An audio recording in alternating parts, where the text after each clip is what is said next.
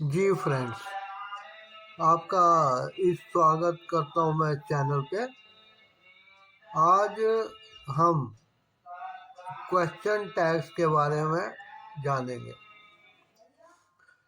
Question tags जो है ये अपने आप में एक बहुत अच्छा सब्जेक्ट है, क्योंकि इंग्लिश या किसी भी भाषा को बोलने में जाने अनजाने सभी इसका इस्तेमाल करते हैं।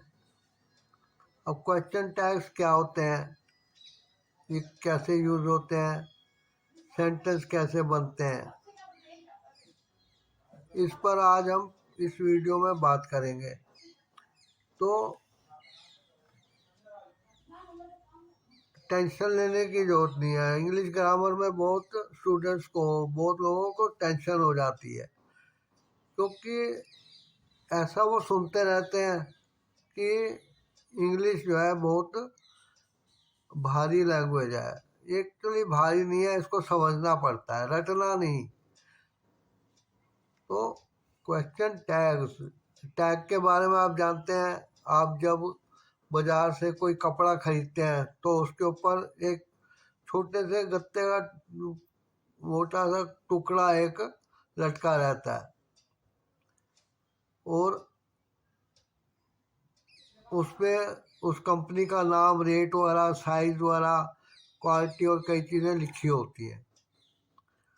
तो उसको हम टैग कहते हैं। अब क्वेश्चन टैग, क्वेश्चन क्या होता है? एक प्रश्न है। अब जैसे हम कोई बात करते हैं तो उस चीज़ को पूछने के बाद या कहने के बाद हम एक छोटा सा एक दो शब्दों का वाक्य और जोड़ देते हैं। जैसे आज धूप तेज निकलेगी, है कि नहीं? आज गर्मी ज़्यादा है ना? तो ये है ना कहा, है कि नहीं, ये चीज़ें ये टैग हैं, क्वेश्चन के साथ लगे हैं, इसलिए इसको क्वेश्चन टैग कह देते हैं। इंग्लिश ग्रामर में आज हम इसी की बात करते हैं। अब मोटे मोटे जान लीजिए कि 2004 से पहले इस पे बहुत नीचे की क्लासों में, ज़्यादातर ये 10th क्लास में, मैट्रिक में क्वेश्चन टैग पढ़ाया जाता था। उसके पहले नहीं, उसके बाद तो होता ही नहीं है कोई ग्रामर की क्लास वाला। तो आप ये देख लीजिए कि IAS तक में इसको पूछा गया, और कम से कम 5 नंबर का क्वेश्चन।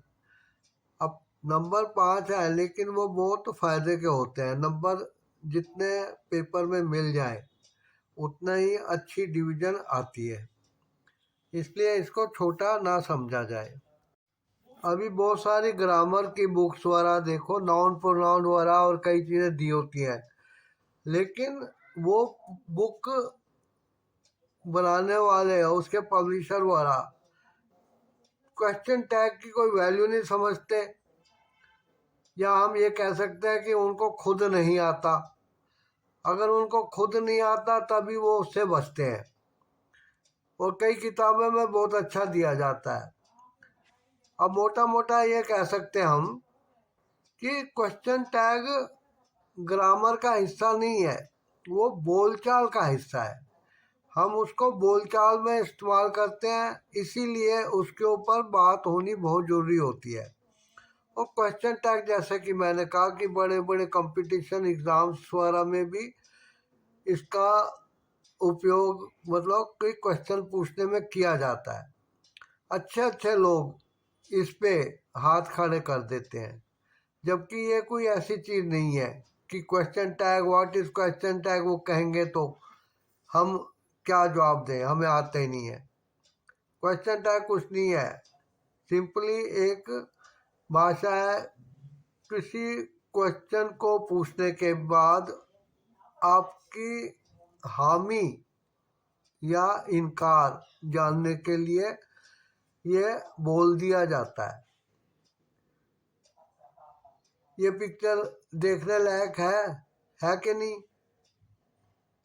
ऐसी भी कोई चीज़, कोई क्वेश्चन आप पूछ दीजिए, उसके साथ आप छोटा सा लगा देंगे।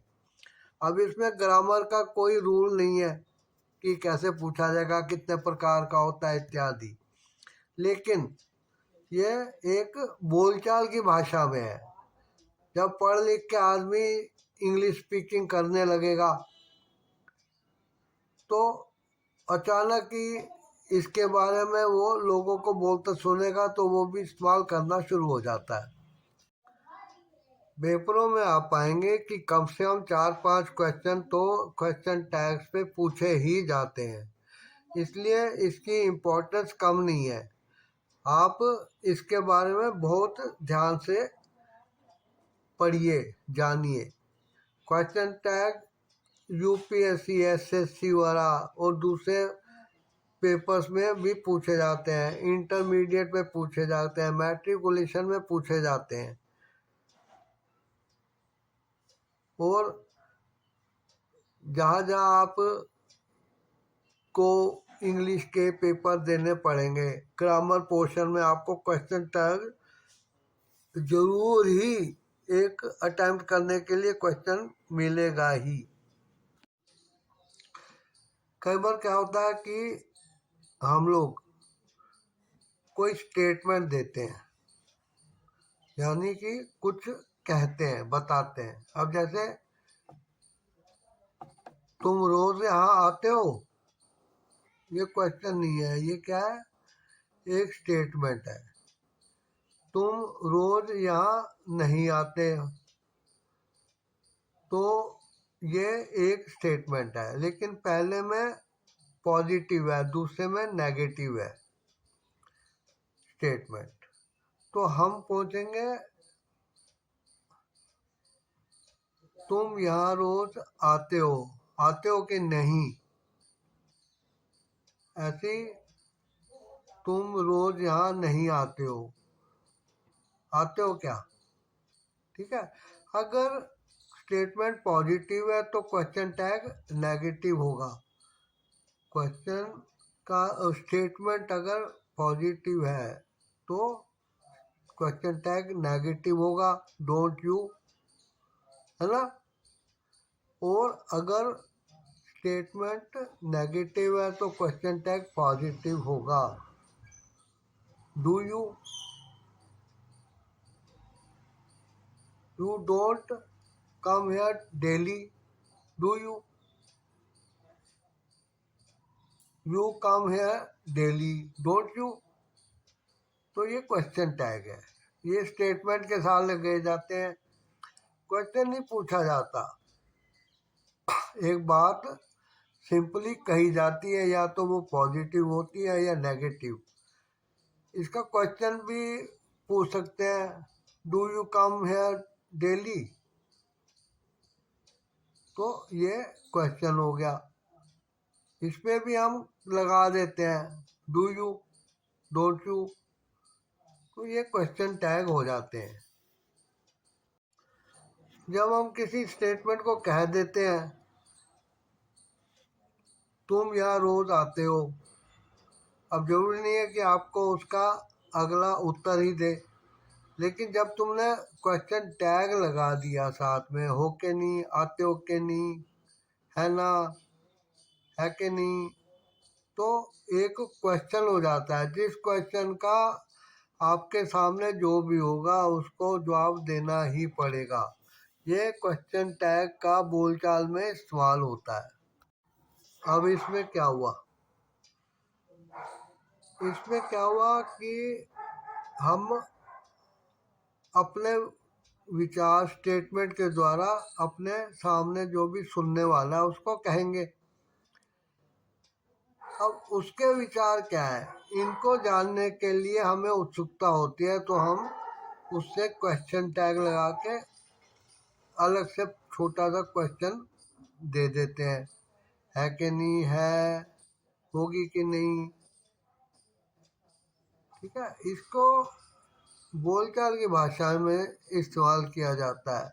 हम बोलते बोलते जाने अनजाने सभी लोग इस चीज़ को इस्तेमाल करते हैं। आप चाहो तो इसको इस प्रकार भी लिख लो कि कोई पूछे व्हाट इज क्वेश्चन टैग। जब आपसे ये क्वेश्चन पूछा जाए व्हाट इज क्वेश्चन टैग, तो सिंपली कहिए कि question tag is an expression which is asked to know the thoughts and ideas of the listener or to whom you are talking to। ठीक है जी। आप जिससे बात कर रहे हैं उसके विचार जानने के लिए आप इस तरीके का एक एक्सप्रेशन देते हैं। छोटा सा एक क्वेश्चन पूछ के, डोंट यू, अब डू नॉट यू भी कह सकते हैं, डोंट यू भी कह सकते हैं, आर यू नॉट, आरंट और नॉट यू, इस तरीके से जवाब मिलेगा। या कहेंगे तो हम एक्सप्रेशन अपना शो करेंगे, उसके बाद अगले के विचार क्या है वो हमें बताएगा। क्वेश्चन टैग्स को दो ग्रुप्स में बांट सकते हैं। पहला है फॉर्मेशन ऑफ क्वेश्चन स्टेटमेंट और दूसरा है रिकॉग्निशन ऑफ सब्जेक्ट। ठीक है, इन दोनों में बांट सकते हैं, लेकिन इतना डीप क्वेश्चन आ गए, इसको याद कर लीजिएगा कि formation of sentence and recognition of subject. पहला ग्रुप क्या है, ज़्यादा अच्छी तरह समझना है तो formation of tags. Formation of tags, tags की बनावट, जैसे सेंटेंस की बनावट सीखी थी हमने, सब्जेक्ट एंड प्रेडिकेट, उसके बाद सब्जेक्ट के पार्ट थे क्वालिफायर, एडजेक्टिव, नाउन प्रोनाउन या main word and adjective phrase, adjectival phrase, ये थे सब्जेक्ट की फॉर्मेशन। और प्रेडिकेट थी वर्ब, ऑब्जेक्ट एंड कम्प्लीमेंट या अदर वर्ड्स जो भी आते हैं वो प्रेडिकेट थी। इसीलिए इसको टैग को जानने के लिए पहले तो होता है कि हम ये जाने कि टैग का फॉर्मेशन कैसे होता है, बनावट कैसे होती है, अभी है कि नहीं, इस तरीके से। और दूसरा होता है फॉर्मेशन और रिकॉग्निशन ऑफ सब्जेक्ट, कि सब्जेक्ट क्या है इसको पहचानना। रिकॉग्निशन मीन्स पहचानना, आइडेंटिफाई करना। उम्मीद करता हूँ कि क्वेश्चन टैग के बारे में आपको मोटी मोटी जानकारी मिल गई होगी। अब आप अपनी ग्रामर की बुक, जो कोई भी बुक आपके पास है, उसको ही बढ़िया समझिए और नई खरीदने के पीछे नहीं जाना आपने। अगर आपके पास बुक नहीं है तो आप सेकंड हैंड बुक भी ले सकते हैं, जिसमें कोई ज़्यादा इंक से काटा पीटी ना हो, उसमें कोई मीनिंग वर्ड वाला किसी ने अपनी सुविधा के लिए कुछ लिखा ना हो, पेज साफ हो, पेज फटे हुए ना हो, प्रिंट अच्छा हो। सेकंड हैंड बुक्स भी आप ले सकते हैं। अब मैं रसलोगी की बुक यूज़ कराता हूँ, लेकिन मेरे कोचिंग सेंटर में बहुत से आते हैं जिनके पास रसोगी की बुक नहीं है, ना उनको बाज़ार में मिलती है, तो मैं उनको फ़ोटो स्टेट, मेरे पास फ़ोटो स्टेट प्रिंटर है, उससे मैं फ़ोटो स्टेट भी करा के दे देता हूँ फ्री ऑफ कॉस्ट। आप चाहें तो गाज़ियाबाद में मेरा निवास स्थान है, और यदि आप लाइव क्लासेस में आना चाहें तो आप मेरे एड्रेस पे ज्वाइन कर सकते हैं। अगर आप मुझे कमेंट द्वारा इस बारे में बात करना चाहें तो मैं आपको आपका जो नंबर आप देंगे उस पर बात करूँगा। Ghaziabad near Sushila degree college. ठीक है, खैर इस चैप्टर को यहीं पे समाप्त करते हैं। अपनी बुक में क्वेश्चन टैग देखिएगा और ये देखिए कि ज़्यादातर मैट्रिक की जो बुक है ग्रामर की उसमें क्वेश्चन टैग मिलता है। 9th में तो बहुत मुश्किल से ही मिलेगा, उसका फ़ायदा उठाइए और क्वेश्चन अपने आप बनाने की कोशिश कीजिए। हमेशा की तरह यही कहूँगा कि self practice makes a man perfect. Man क्या, ए स्टूडेंट, ए कैंडिडेट जो कंपटीशन पेपर में जा रहा है उसको यदि सफल होना है तो अपने हाथों से उसको लिखना पढ़ना पड़ेगा। Thanks for watching the video. Subscribe जरूर करिएगा इस चैनल को।